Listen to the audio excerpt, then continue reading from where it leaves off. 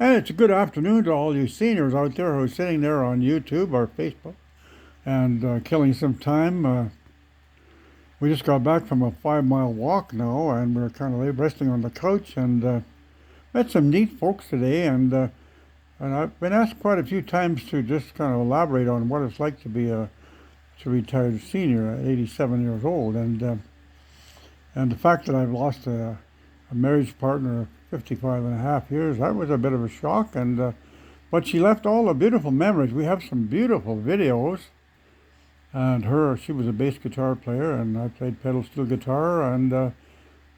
Paul Litsky, our fiddle player, was with us a lot of the times, and Bill Boykin and Gloria Jameson, singers, and we had a great time. Well, yes, when you lose half of your marriage, it's a shocker, but we have to continue on. There's so many good things to see. Like today, I left here at 10:30 and walked down about 2.5 miles down to a restaurant, cup of coffee, and met some really nice folks from Alberta there, and chatted with them. And then I went down to the mall, another half a mile away, and had a sandwich there. And then we walked back through the park, and it was just loaded with all kinds of park activities. There's tents down there, and they're selling crafts, and it was beautiful. And I met a lady today. She was from Edmonton. I think she's about 75, quite a slender lady, and she traveling from Edmonton. Her husband was at home, and he's fallen out of a ladder and hurt himself pretty badly, so he kind of stays close to the TV. So she got together with a couple other people she knows, and they came to Nelson, BC to do some visiting, and she was walking along the park by herself, so I sat down and talked to her for about an hour, and she's a senior from the area, and they still live on a little bit of a farm just out of Edmonton, and surprising, when you lose a partner, there's so many people out there, like in this particular case, she grew up on a farm, and so did I, and so we talked about what it was like growing up on farms and what it's like today, and surprising people of the same era. So if you meet somebody that's the same age as you, you'll find out that they probably grew up on a similar condition, like we grew up on farms, and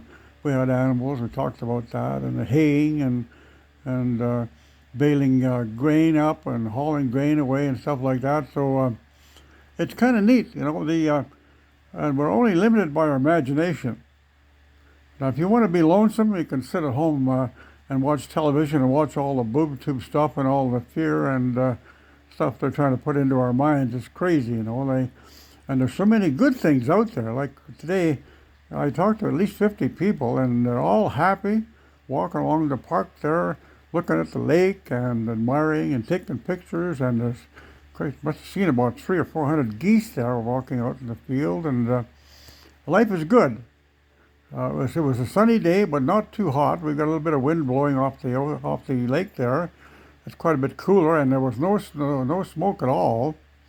So it was a great day for walking. It was nice fresh air and wind off the lake, and if you wanted to walk fast, you could break out sweat. But I just kind of took my time and took my jacket off, and I had a little umbrella with me in case the sun got hot. But it seems like if you want to be lonesome, you can, but there's a lot of people out there and lots of things to do. So the best thing to do is get up. I find get up in the morning, have a bite to eat, and give thanks for a night's sleep, and thanks for all the years we've been able to do things that we are doing.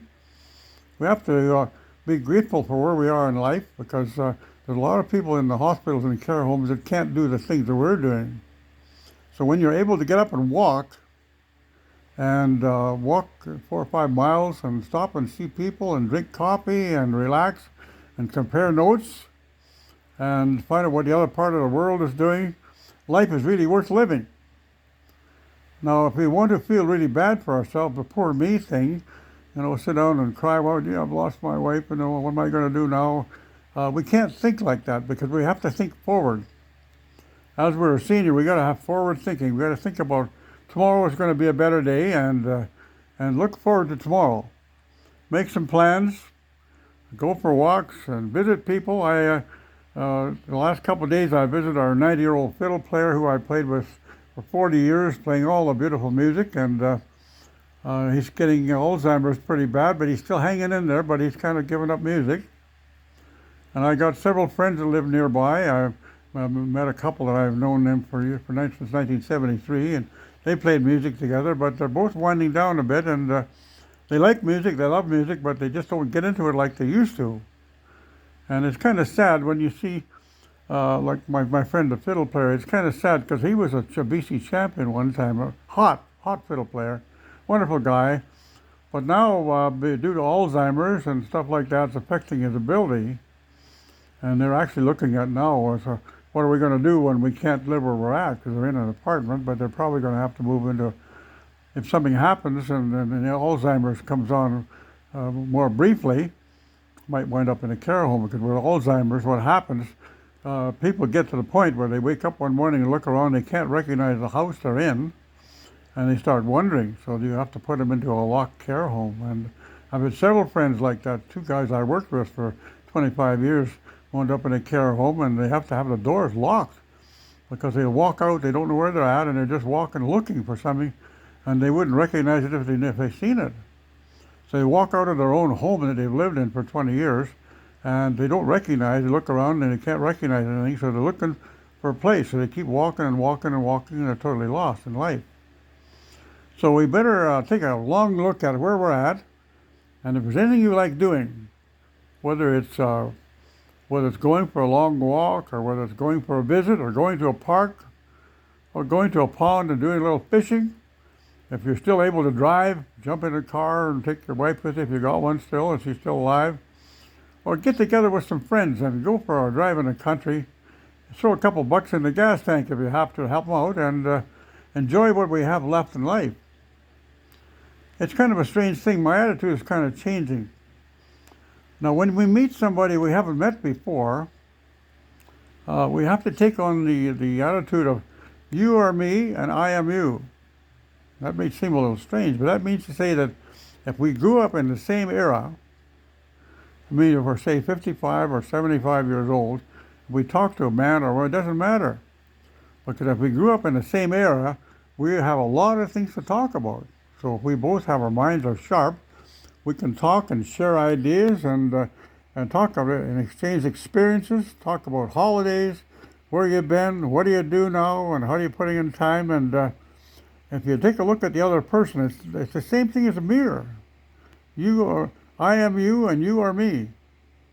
And as long as we can exchange those ideas back and forth and talk to people, we can continue to be happy for the rest of our lives.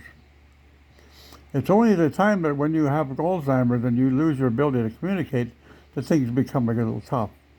I'm not looking forward to that, but my thoughts on life is if you keep really active, get up and walk and do all you can and talk to people as many as you can. Stay off the television because the television has got nothing but bad news. So you might as well enjoy what you like doing. And I tell people, there's a lot of people who have big screen TVs and they can't walk. So I tell them, get your TV hooked up on YouTube, on your internet, and turn on the things that you want to hear. Like if you want there's comedy of Jerry Lewis and Dean Martin and all the old comedians that you ever heard over your life.